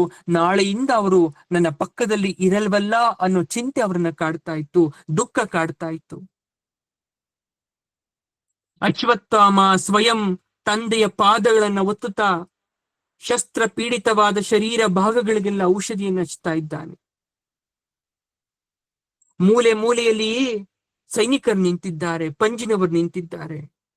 ಯಾವಾಗ ದುರ್ಯೋಧನಾದಿಗಳು ಒಳಗಡೆ ಬಂದ್ರೋ ಮಲಗಿದ್ದಂತ ಆಚಾರ್ಯರು ಎದ್ದು ಕೂತ್ಕೊಂಡ್ರು. ದುರ್ಯೋಧನ ಬಂದವನೇ ಗುರುಗಳ ಪಾದವನ್ನ ಮುಟ್ಟಿ ನಮಸ್ಕಾರವನ್ನ ಮಾಡ್ದ. ಮಾತನಾಡಲು ಬಾಯಿ ಬರದೆ ಕಣ್ಣೀರನ್ನ ಹಾಕ್ತಾ ಇದ್ದಾನೆ ದುರ್ಯೋಧನ. ಗುರುವೇ, ಈಗ ನೀವೇ ನಮಗೆ ರಕ್ಷಕರು, ಮಾರ್ಗದರ್ಶಕರು, ಹಿತಚಿಂತಕರು. ನಮಗೆ ಜಯ ತಂದು ಕೊಡ್ಬೇಕು ಸರ್ವಸೇನಾ ಪ್ರೇರಿತರಾಗಿ. ಕರ್ಣ ಕೂಡ ಪಕ್ಕದಲ್ಲಿ ಇರೋದನ್ನ ಗಮನಿಸಿದ್ರು ದ್ರೋಣರು. ಕರ್ಣ ಹಿಂದೆ ನಿಂತಿರೋದನ್ನ ನೋಡಿ ಅರ್ಥ ಆಯ್ತು. ದ್ರೋಣರು ಹೇಳ್ತಾ ಇದ್ದಾರೆ, ಹೌದಾ, ಹಾಗಾದ್ರೆ ನಿನ್ಗೆ ಪ್ರಿಯರು, ಯೋಗ್ಯರು, ಹಿರಿಯರು ಬೇರ್ಯಾರು ಇಲ್ವಾ? ಇದ್ರೆ ಮೊದಲನ್ನ ಅವ್ರನ್ನ ಆರಿಸ್ಕೋ, ಪರವಾಗಿಲ್ಲ, ನಾನು ಆಮೇಲೆ ಮಾಡ್ತೀನಿ. ಇಲ್ಲ ಇಲ್ಲ ಇಲ್ಲ, ನೀವೇ ಮಾಡ್ಬೇಕು ಅಂದ ದುರ್ಯೋಧನ. ವರ್ಣದಲ್ಲಿ ಬ್ರಾಹ್ಮಣರಾಗಿದ್ದು ನೀವು ವರ್ಣಶ್ರೇಷ್ಠರು. ಕುಲವೋ ಅಂಗೀರಸ ಕುಲ ನಿಮ್ಮದು. ನಿಮ್ಮ ವಿದ್ಯೆ ವೇದ, ಶಸ್ತ್ರಶಾಸ್ತ್ರ, ಸಂಪತ್ತು ಅದ್ಭುತ. ವಯಸ್ಸಿನಲ್ಲಿ ಹಿರಿಯರು, ಬುದ್ಧಿಯಲ್ಲಿ ನಿಮ್ಮನ್ನ ಮೀರಿಸುವವರಾರೂ ಇಲ್ಲ. ನಿಮ್ಮ ಪರಾಕ್ರಮ, ದಕ್ಷತೆ, ಯಾರಿಗೂ ಹೆದರದ ಧೈರ್ಯ, ವ್ಯೂಹಾದಿ ತಂತ್ರಜ್ಞಾನ, ರಾಜನೀತಿ, ಯುದ್ಧ ನೀತಿ, ನೈಪುಣ್ಯ, ಜಯಗಳಿಸುವ ಛಲ, ತಪಸ್ಸು, ನಮ್ಮ ಬಗ್ಗೆ ಇರುವ ಆದರ, ಉಪಕಾರ ಸ್ಮರಣೆ, ಬುದ್ಧಿ, ಎಲ್ಲಾ ಗುಣಗಳಲ್ಲಿ ಹಿರಿತನ, ಇವೆಲ್ಲ ಇರುವ ನಿಮ್ಮಂತೆ ನಿಮಗೆ ಸಮನಾದ ಇನ್ನೊಬ್ಬ ದೊರೆ ರಕ್ಷಕ ನನ್ನ ಬಳಿ ಇಲ್ಲ. ಗುರುವೇ, ನನ್ನನ್ನು ಈ ಆಪತ್ಕಾಲದಲ್ಲಿ ಕೈ ಬಿಡದೆ ರಕ್ಷಿಸಬೇಕು. ದುರ್ಯೋಧನನ ಮಾತನ್ನ ಕೇಳಿ ದ್ರೋಣಾಚಾರ್ಯರು ಪ್ರೀತರಾದರು. ಅವ್ರಿಗೆ ಗೊತ್ತಿತ್ತು ಇದು ಹೊಗಳಿಕೆಯ ಮಾತು ಅಂತ. ಆದ್ರೂ ಕೂಡ ಸೇನಾಪತಿಯಾಗಲು ದ್ರೋಣರು ಸಮ್ಮತಿಯನ್ನ ಸೂಚಿಸಿದ್ರು. ಒಂದು ಮಾತು ಹೇಳ್ತಾ ಇದ್ದಾರೆ, ದುರ್ಯೋಧನ, ನಾನು ಷಡಂಗ ಸಮೇತ ವೇದವನ್ನ ಬಲ್ಲೆ. ಮನು ಉಪದೇಶಿಸಿದ ಅರ್ಥಶಾಸ್ತ್ರವನ್ನ ನಾನು ಬಲ್ಲೆ. ತ್ರಯಂಬಕ ಅಸ್ತ್ರವನ್ನ ಬಲ್ಲವರು ನನ್ನಂತ ಇನ್ನೊಬ್ಬರಿರಲಾರರು. ನಾನು ಶಸ್ತ್ರಾಸ್ತ್ರಗಳನ್ನ ಬಲ್ಲೆ. ಅರ್ಜುನನಲ್ಲದೆ ಇತರ ಯಾವ ಶಿಷ್ಯರಿಗೂ ಈವರೆಗೂ ಉಪದೇಶಿಸಿದ ಅನೇಕ ಅಮೋಘಾಸ್ತ್ರಗಳು ನನ್ನಲ್ಲುಂಟು. ನೀನು ನನ್ನ ಗುಣಗಾನ ಮಾಡ್ದೆ, ಹಾಗಾಗಿ ಹೇಳ್ತಾ ಇದ್ದೇನೆ. ಆದ್ರೆ ಒಂದು ನಿಬಂಧನೆ ಇದೆ ನಂದು. ಆ ನಿಬಂಧನೆಗೆ ಒಪ್ಪಿದ್ದೆ ಆದ್ರೆ ಮಾತ್ರ ನಾನು ಸೇನಾಪತಿ ಆಗ್ತೀನಿ. ದುರ್ಯೋಧನಿಗೆ ಭಯ ಆಗೋಯ್ತು ನಿಬಂಧನೆ ಅಂದಿದ ತಕ್ಷಣ. ಯಾಕಂದ್ರೆ ಭೀಷ್ಮ ಕೂಡ ಅಂತದ್ದೇ ನಿಬಂಧನೆಯನ್ನ ಹಾಕಿ ಉರುಳಿ ಬಿದ್ದಿದ್ರು. ಬೇರೆ ದಾರಿ ಇಲ್ಲ, ಬಾಯಿ ಬಿಟ್ಟು ಕೇಳಲೇಬೇಕು. ಏನದು ಆಚಾರ್ಯರೇ? ದೃಷ್ಟದ್ಯುಮ್ನನ್ನ ಮಾತ್ರ ನಾನು ಕೊಲ್ಲಲಾರೆ ಎಂದುಬಿಟ್ರು. ಸ್ತಬ್ಧ ಆಗೋದ್ರು ಎಲ್ರು. ಭೀಷ್ಮರ್ ನೋಡಿದ್ರೆ ಪಾಂಡವರನ್ನ ಕೊಲ್ಲಲ್ಲ ಅಂದ್ರು, ಕೆಳಗಡೆ ಬಿದ್ರು. ಈ ದ್ರೋಣಾಚಾರ್ಯರು ನೋಡಿದ್ರೆ ದೃಷ್ಟದ್ಯುಮ್ನನ್ನ ಕೊಲ್ಲಲ್ಲ ಅಂತ ಇದ್ದಾರೆ. ಚಿಂತಾಕ್ರಾಂತನಾಯ್ತು. ಕರ್ಣ ತಲೆ ತಗ್ಗಿಸಿದ. ದುರ್ಯೋಧನ ಎದೆ ನಡಕ್ತಾ ಇದೆ. ಆದ್ರೂ ಧೈರ್ಯ ಮಾಡಿ ಮಾತಾಡ್ದ, ಆಚಾರ್ಯರೇ ಕೋಪಿಸ್ಕೊಳ್ಬಾರ್ದು, ಕಾರಣ ಕೇಳ್ಬೋದಾ? ಅವಶ್ಯವಾಗಿ ಹೇಳ್ತೀನಿ, ಕೇಳಿಸ್ಕೋ ದುರ್ಯೋಧನ. ಅವನು ಹುಟ್ಟಿದಾಗಲೇ ಅವನು ನನ್ನ ಮೃತ್ಯುವಾಗುವುದೆಂದು ಅಶರೀರವಾಣಿ ಹೇಳಿತು. ಅದು ಜಗತ್ಪ್ರಸಿದ್ಧ. ಅದು ಯಾವತ್ತೂ ಸುಳ್ಳಾಗೋದಿಲ್ಲ. ಅದಕ್ಕೆ ನಾನು ಹಂಜೋನವನು ಅಲ್ಲ. ಕಂಸನಿಗೂ ಕೂಡ ಅಶರೀರವಾಣಿಯಾಗಿತ್ತು. ಅದನ್ನ ಸುಳ್ಳು ಮಾಡಕ್ಕೆ ಹೊರಟ ಜೀವಗಳ್ಳ ಅನ್ನೋ ಬಿರುದನ್ನ ಪಡೆದ. ನನಗೆ ಅಂತಹ ಕ್ಷುದ್ರ ಹೆಸರು ಬೇಡ, ಅಪವಾದ ಬೇಡ, ಅಪಖ್ಯಾತಿ ಬರೋದ್ ಬೇಡ. ಎಲ್ಲರ ಜೊತೆ ಹೋರಾಡ್ತೇನೆ, ಭಯ ಬೇಡ. ಆದರೂ ನಿನ್ನಂತೆ ಪಾಂಡವರು ನನ್ನ ಶಿಷ್ಯರು ಅನ್ನೋದನ್ನ ಮರಿಬೇಡ. ಈ ಮಿತಿಗಳೊಳಗೆ ನಾನು ಕೈಲಾದದ್ದ ಸಹಾಯವನ್ನ ನಾನಿಗೆ ಮಾಡ್ತೀನಿ ಎಂದ್ರು. ಬೇರೆ ವಿಧಿ ಇಲ್ಲದೆ ಎಲ್ಲರೂ ಕೂಡ ದ್ರೋಣಾಚಾರ್ಯರನ್ನ ಒಪ್ಪುವಂತಹ ಪ್ರಸಂಗ ಬಂದೇ ಬಿಡ್ತು. 11ನೆಯ ದಿನದ ಯುದ್ಧ ದ್ರೋಣನ ಸೇನಾಧಿಪತ್ಯದಲ್ಲಿ. ಪ್ರಾತಃ ಕಾಲ ಸೂರ್ಯ ಉದಯವಾಗ್ತಾ ಇದೆ. ಕೌರವ ಸೇನೆಯ ನೇತೃತ್ವವನ್ನ ದ್ರೋಣ ವಹಿಸಿಕೊಂಡಿದ್ದಾರೆ. ದುರ್ಯೋಧನ ಸಕಲ ರಾಜ ಮರ್ಯಾದೆಗಳಿಂದ ನೂತನ ಸೇನಾಧಿಪತಿಗೆ ವೀಳ್ಯವನ್ನ ಕೊಟ್ಟು ರಣಭೇರಿಗಳನ್ನ, ವಾದ್ಯಗಳನ್ನ ಮೊಳಗಿಸಿದ್ರು. ಈ ನಿರೀಕ್ಷೆ ಮೊದಲೇ ಪಾಂಡವರಿಗಿತ್ತು ಯಾರಾಗಬಹುದು ಅಂತ. ಕೃಷ್ಣ ಅರ್ಜುನನ ಮುಖವನ್ನ ನೋಡಿ ಹೇಳ್ತಾ ಇದ್ದಾರೆ, ಇಂದು ಆಚಾರ್ಯರನ್ನೇ ಎದುರಿಸುವೆ. ಏನಾದ್ರೂ ಉಪದೇಶ ಬೇಕಾ ಅಂತ ಕೇಳಿದ್ರು ಕೃಷ್ಣ. ಅರ್ಜುನ ತಲೆಯನ್ನ ಆಡಿಸ್ತಾನೆ. ದ್ರೋಣ, ಯುದ್ಧ ಭೂಮಿಗೆ ಹೋಗೋ ಸಮಯ. ಒಂದು ವರವನ್ನ ಕೇಳಬಹುದಾ ಅಂದ ದುರ್ಯೋಧನ. ಗುರುಗಳೇ, ಒಂದು ವರ ಬೇಕಲ್ಲ ನನಗೆ. ಶಿಷ್ಯನಿಗೆ ಇಲ್ಲ ಅಂತೀರಾ? ಹೌದಾ, ಯಾವ ವರ ಬೇಕು? ದಯವಿಟ್ಟು ಇಂದಿನ ಯುದ್ಧದಲ್ಲಿ, 11ನೆಯ ದಿನದ ಯುದ್ಧದಲ್ಲಿ ಧರ್ಮಪುತ್ರ ಅಂತ ಅನ್ಸ್ಕೊಂಡಿರ್ತಕ್ಕಂಥ ಯುಧಿಷ್ಠಿರನನ್ನ ಜೀವಂತವಾಗಿ ಸೆರೆ ಹಿಡಿದು ತಂದು ಕೊಡ್ಬೇಕು ಅಂತ ಕೇಳ್ಬಿಟ್ಟ. ದ್ರೋಣರು ಅವಕ್ಕಾಗೋದ್ರು. ಇಂತಹ ವರವನ್ನ ಕೇಳ್ತಾನೆ ಅನ್ನೋ ನಿರೀಕ್ಷೆ ಕೂಡ ಇರ್ಲಿಲ್ಲ.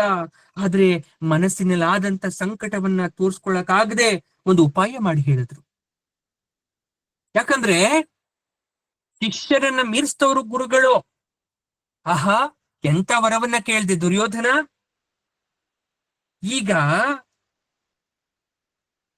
ಜೀವಂತವಾಗಿ ಸೆರೆ ಹಿಡಿಬೇಕು ಅಂತ ಹೇಳ್ತಾ ಇದ್ಯಲ್ಲ ಯುಧಿಷ್ಠಿರ, ಎಷ್ಟು ಧನ್ಯ. ನೀನು ಖಂಡಿತ ಅವನನ್ನ ಕೊಲ್ಲಲ್ಲ ಅಂತ ಈ ವರವನ್ನ ಕೇಳ್ತಾ ಇದ್ಯಾ ಅಂತ ಅರ್ಥ ಆಗೋಯ್ತು. ಅಷ್ಟೇ ತಾನೇ, ತಂದು ಕೊಡ್ತೇನೆ. ನಾನು ತಂದ್ಕೊಟ್ಮೇಲೆ ಅವನು ನೀನ್ ಯಾವತ್ತೂ ಕೊಲ್ಲಲ್ಲ ಅಲ್ವಾ? ಯಾಕಂದ್ರೆ ಅವನು ದ್ವೇಷಿಗಳಿಲ್ಲ, ಅಜಾತ ಶತ್ರು ಅನ್ನೋ ಬಿರುದು ಪಡ್ಕೊಂಡಿದ್ದಾನೆ. ಅವನ ಸೆರೆ ಹಿಡಿದ್ರು ಕೂಡ ಸುಮ್ನೆ ಕೂತಿರ್ತಾನೆ. ಸೆರೆ ಹಿಡಿದ್ಬಿಟ್ಟು ರಾಜ್ಯ ಕೊಡು ಅಂದ್ರೆ ಕೊಟ್ಟೇ ಬಿಡ್ತಾನೆ. ನಿಮ್ಮೆ ಸೋದರ ಪ್ರೇಮ ಇದೆ. ಈಗ್ಲಾದ್ರೂ ನಿಂಗೆ ಸದ್ಬುದ್ಧಿ ಬಂತಲ್ಲ. ನಿನ್ನ ಅಣ್ಣ ಧರ್ಮರಾಜ ಖಂಡಿತವಾಗಿಯೂ ಧನ್ಯ. ಭೇಷ್ ಅಂದ. ಅವನು ಸೆರೆ ಹಿಡ್ಕೊಂಡು ಬನ್ನಿ ಎಂದಿದ್ದು ಬೇರೆ ಉದ್ದೇಶಕ್ಕೆ. ಗುರುಗಳು ಮಾತನ್ನ ಬದಲಾಯಿಸ್ಬಿಟ್ರು. ದುರ್ಯೋಧನನಿಗೆ ಇರುಸು ಮುರುಸಾಯ್ತು. ನನ್ನ ಮನಸ್ಸಿನ ಸರಿಯಾಗಿ ಅರ್ಥ ಮಾಡ್ಕೊಳ್ಳಿಲ್ಲ, ಏನೇನೋ ಹೇಳ್ತಾ ಇದ್ದಾರೆ. ಯುದ್ಧದಲ್ಲಿ ಸೆರೆ ಹಿಡಿದವನಿಗೆ ರಾಜ್ಯ ಒಪ್ಪಿಸ್ಬೇಕಾ? 14 ವರ್ಷ ನಾನು ಹುಡುಗಾಟ ನಡ್ಸಕ್ಕೋಸ್ಕರ ಮಾಡದ್ನ. ಕಪಟನಿಗೆ ಬೀರ್ತ ಆಚಾರ್ಯಗೆ ಹೇಳಿದ್ರು, ಆಚಾರ್ಯರೇ, ನೀವೇನ್ ಕನಸು ಕಾಣ್ತಾ ಇದ್ದೀರಾ? ನನ್ ಲೇವಡಿ ಮಾಡ್ತಾ ಇದ್ದೀರಾ? ಇದಕ್ಕಾಗಿ ನನ್ನ ತಮ್ಮಂದ್ರನ್ನ ಬಲಿ ಕೊಟ್ನ ನಾನು? ಬುದ್ಧಿಭ್ರಮಣೆ ಆಗಿರ್ಬೇಕು. ನಾನು ಅವನನ್ನ ಬಂಧನ ಮಾಡ್ಕೊಂಡು ಬನ್ನಿ ಅಂತ ಹೇಳಿದ್ದು ವಿಜಯ ಪ್ರಾಪ್ತಿಗೋಸ್ಕರ.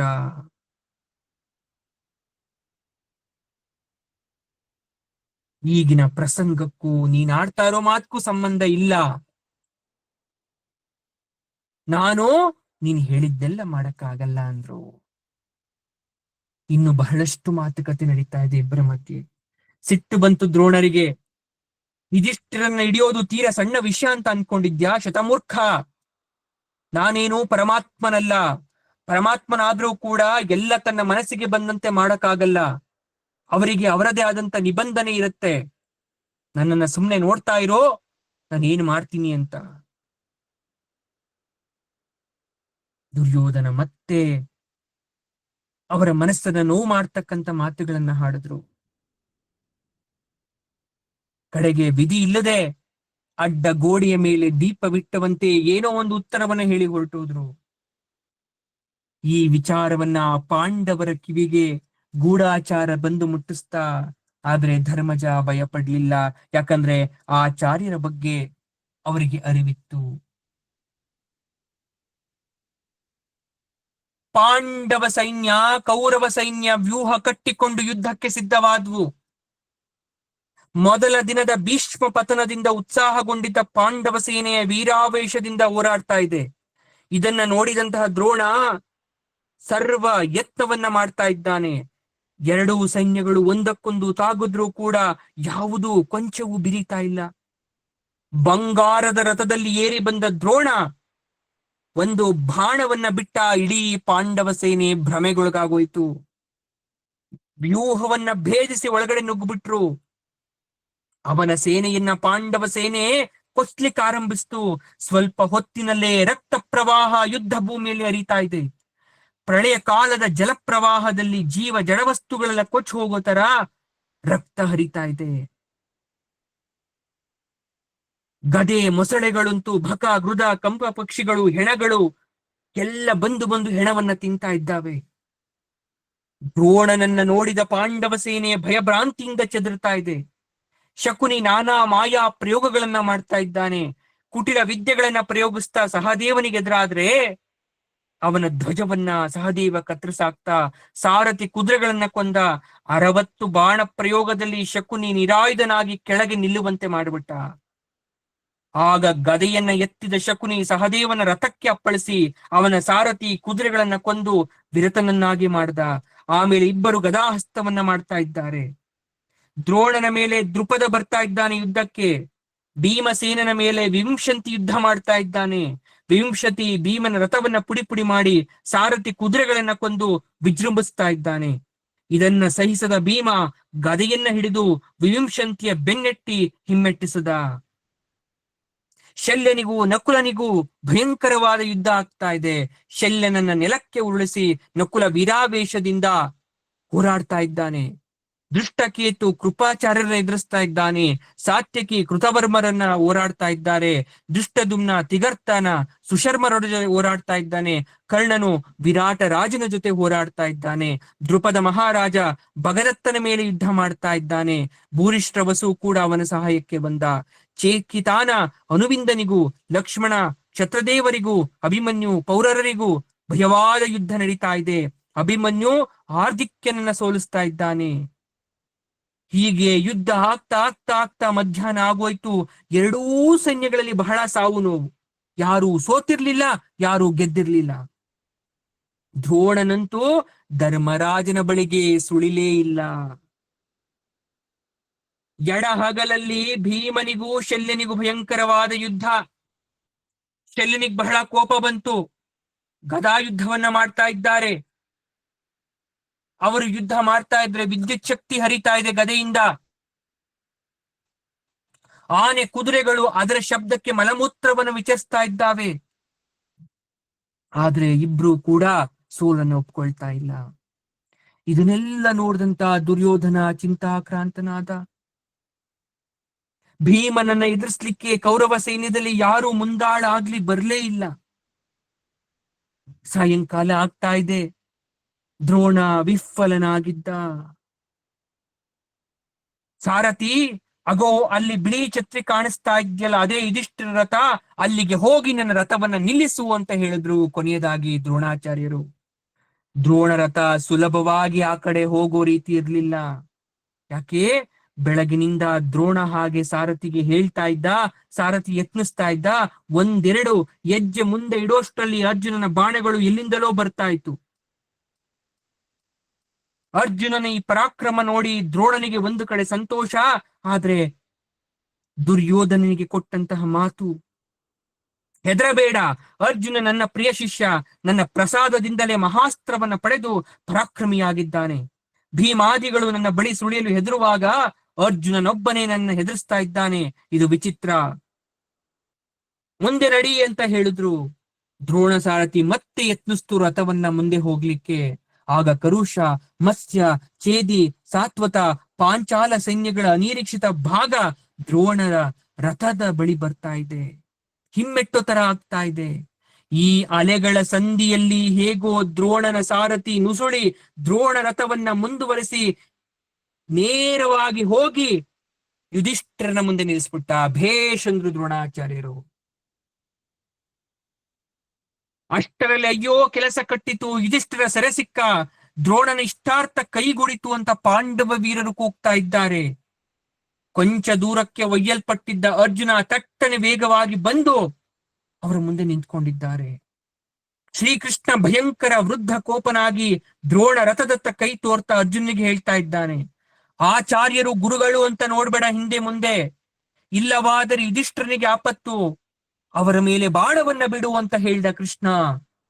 ಅರ್ಜುನನ ಬಾಣ ವರ್ಷ ಹೇಗಿತ್ತು ಅಂದ್ರೆ ದ್ರೋಣನಿಗೂ ಅವನ ಸಾರಥಿಗೂ ಭೂಮಿ ಆಕಾಶಗಳ ವ್ಯತ್ಯಾಸ ಕಾಣಿಸ್ಲಿಲ್ಲ.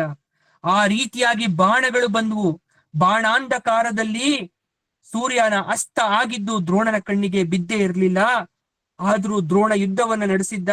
ಬಾಣ ವರ್ಷ ನಿಂತಾಗ ನೋಡ್ತಾನೆ, ಆಗಾಗಲೇ ಕತ್ತಲೆ ಆವರಿಸ್ಬಿಟ್ಟಿದೆ. ಆ ಕ್ಷಣ ದ್ರೋಣ ಶಂಖವನ್ನ ಊದಿ ಯುದ್ಧವನ್ನ ನಿಲ್ಲಿಸ್ತಾ ಎರಡೂ ಸೈನ್ಯಗಳು ಯುದ್ಧವನ್ನ ನಿಲ್ಲಿಸಿದ್ವು. ಕೊಂಚದರಲ್ಲಿ ಧರ್ಮಜ ಅವತ್ತು ಪಾರಾಗಿದ್ದ. ಆದ್ರೆ ದುರ್ಯೋಧನನ ನಿರಾಸೆ ಮುಗಿಲನ್ನ ಮುಟ್ಟಿತು. ಇಲ್ಲಿಗೆ ಅಂದಿನ ದಿನದ ಯುದ್ಧ ಸಮಾಪ್ತಿ ಆಯ್ತು. 11ನೇ ದಿವಸದ ಯುದ್ಧ ಇದು ಇಲ್ಲಿಗೆ ಮುಗಿಯುವಂತದಾಗಿರ್ಲಿಲ್ಲ. 12ನೇ ದಿನದ ಯುದ್ಧ ಮತ್ತಷ್ಟು ರೋಚಕ. ಹಾಗಾದ್ರೆ ಅದು ಯಾವ ರೀತಿ ರೋಚಕತೆಯಿಂದ ಕೂಡಿತ್ತು ಅಂತಕ್ಕಂಥ ವಿಚಾರವನ್ನ ನಾವು ನಾಳೆಯ ತರಗತಿಯಲ್ಲಿ ತಿಳ್ಕೊಳ್ಳೋಣ. ಅಲ್ಲಿ ತನಕ ಹೇಳೋಣ ಸರ್ವಂ ಶ್ರೀ ಕೃಷ್ಣಾರ್ಪಣಮಸ್ತು ಅಂತ. ಧನ್ಯವಾದ.